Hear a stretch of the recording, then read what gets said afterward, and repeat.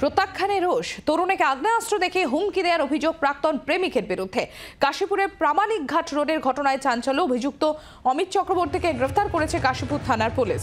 1 বছর আগেও অ্যাসিড হামলার চেষ্টা করে অভিযুক্ত বলে পুলিশ সূত্র মারফত খবর। প্রেমিকা সম্পর্ক ছিন্ন করে আক্রোশে হামলার অভিযোগ। তরুণীকে শ্লীলতাহানিও করা হয় বলে অভিযোগ।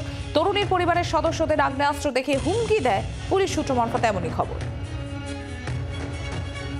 সরস্বতী পুজোর আগের দিন অর্থাৎ গত শনিবার দিন সন্ধ্যাবেলা আচমকাই এক যুবক এই বাড়িতে এসে পৌঁছায় এবং তারপরেই এই বাড়ির ভেতরে সে প্রবেশ করে যায়।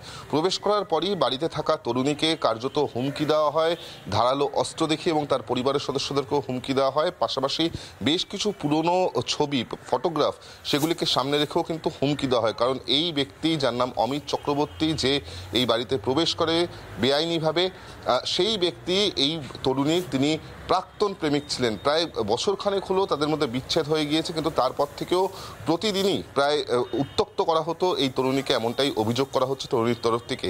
এবং গত শনিবার কার্যত এমন পর্যায়ে পৌঁছায় যে ওই তরুণীকে প্রাণনাশের হুমকি দেওয়া হয়, তার পরিবারের লোকেদেরকে হুমকি দেওয়া হয়, এবং যেটা তরুণীর তরফ থেকে অভিযোগ করা হয়েছে থানায়, যে প্রায় 1 বছর আগে এই একই অভিযুক্ত ব্যক্তি, সে কিন্তু তাকে অ্যাসিড হামলারও চেষ্টা করে।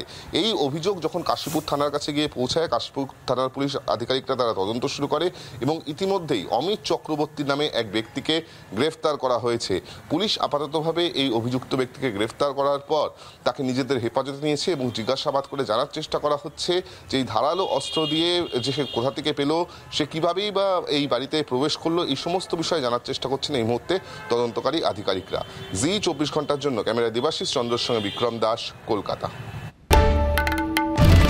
বাংলার আওয়াজ, বাঙালির আবেগ, জি 24 ঘন্টা।